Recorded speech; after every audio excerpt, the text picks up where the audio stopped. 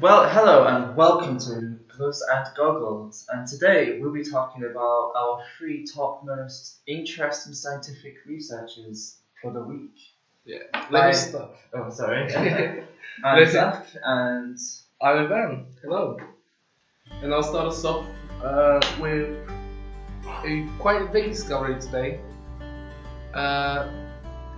Scientists figured out a new way to measure wetting forces between surfaces and water surface, which is quite interesting because it lets us view it in a completely different way. Since up till now, we needed to have direct line of sight between the water droplet itself and the surface that it was going to be wetting. So it limited us to certain surfaces. It basically meant that we can only really do it on a flat surface with good line of sight, with good light, and that wasn't always the case that we wanted to do it. And not only that, it wasn't very sensitive. Like the sensitivity was only like in the millinewton, sorry, which is pretty good, but it could be better, and it needs to be better for the things that they wanted. So what they did was they have made a new and hopefully better method for measuring the Newton force between the surface and the water droplet. Basically what it is they're calling it scanning droplet adhesion, of course, which basically means that they're gonna have a droplet on the end of the tiny needle attached to a sensor. And that sensor is going to be able to measure at nanonewtons, which is about 1,000 times better than previous techniques. And not only that, but we don't need direct line of sight, so we don't need to only be able to do it on flat surfaces. We don't need good line of sight. We don't need good light, and that was so many more doors because we can do it on bacteria. It's basically anything biological and synthetic we should be able to do it on, since it doesn't matter what the surface itself is going to be. Well, they're going to be using a very small droplet, obviously. They're measuring in nanometers, which is tiny, and they're using a 1.5 microliters, which honestly is hard to see. And yeah, they'll be running it over the surface, and it gives you a bit like a heat map of the area of how the forces interact with the water. pretty interesting topic. I can see that being useful for drug delivery and researching bacterial interactions. Yeah, hopefully we'll do some good ideas on how to better attack bacteria. Considering last time we found out that antibacterials might not be as effective or as good for us as we initially thought. Yeah, that's great. Well, for our second topic, we'll be talking about wine and how someone called Mark Shiflett has figured a way of removing sulfites from wine. And for those who don't know, that sulfites in alcoholic drinks are what causes you headaches or hangovers. So removing these will be making drinking a lot more pleasurable, I'd say. Hopefully. Well, yeah. So the way that he's done this was by creating some catalysts using types of enzymes that would bond to sulfites in wine.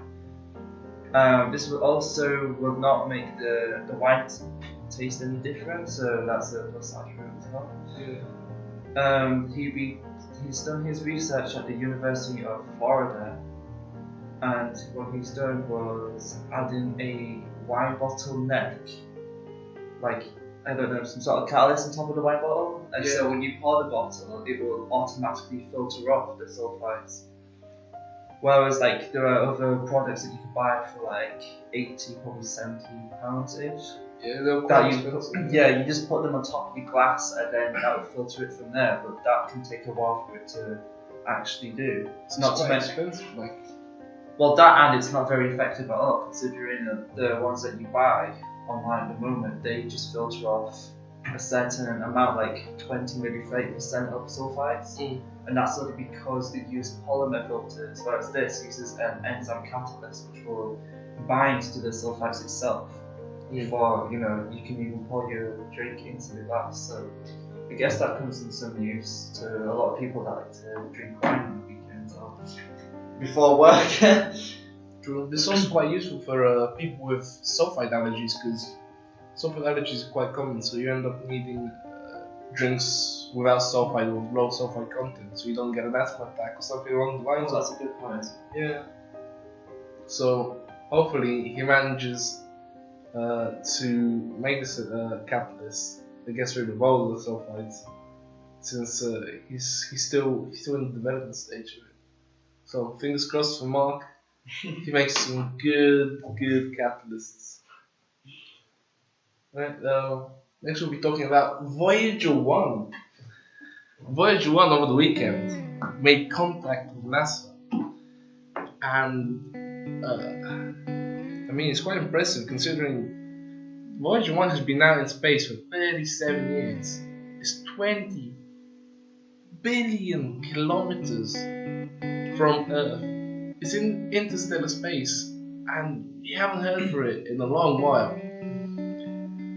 So what's happened is the Voyager somehow ended up in the correct orientation, contacted Earth, and NASA has been just trying to make contact with it and keep in contact with it. So what they did was, since the main thrusters have basically eroded away, like they're basically out of use, they can't be used.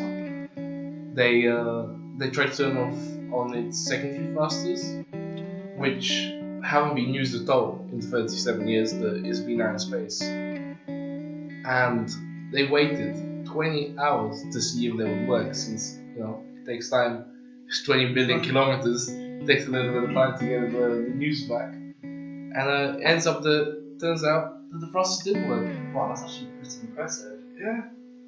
So now they're basically reading up all the old scripts. They're putting out all the history books to see how to control Voyager 1, all the commands for it, everything. And they're hoping that by 2020 they'll be able to basically set it out to explore interstellar space for a good 5 years.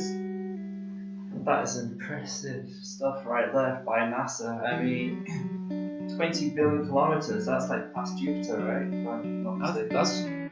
That's gone out of our little solar system. That's miles out. Considering this was launched in 1980, this has achieved quite a lot for the distance that it's done. And then, like you say, maybe by 2020 it'll be outside of the solar system. So it already is. 2020, they're planning to use it.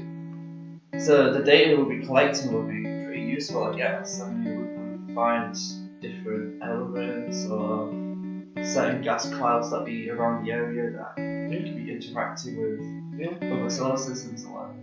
Yeah, I mean, especially since like stuff like gas clouds are really hard to see, because you basically need a light source between you and the gas cloud, and that's not always possible. And if the gas cloud is too big, you're not going to see any light.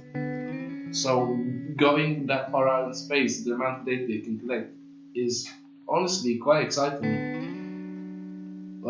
Hopefully we find out some new things. We find out something unexpected. Maybe there'll be a glass cloud we didn't expect. Maybe there'll be forces that we weren't expecting there, which means that we'll be able to find out new stars. Maybe like just random planets just floating around in interstellar space.